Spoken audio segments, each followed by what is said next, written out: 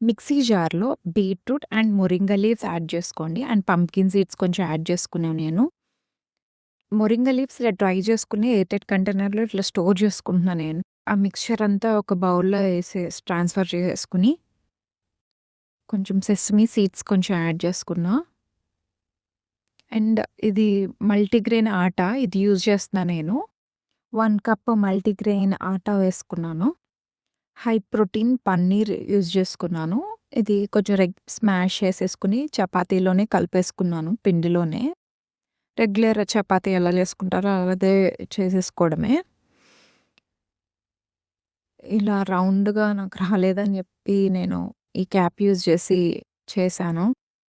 చపాతీ మీద లైట్‌గా ఇలా ఘీ అప్లై చేసుకున్నాను.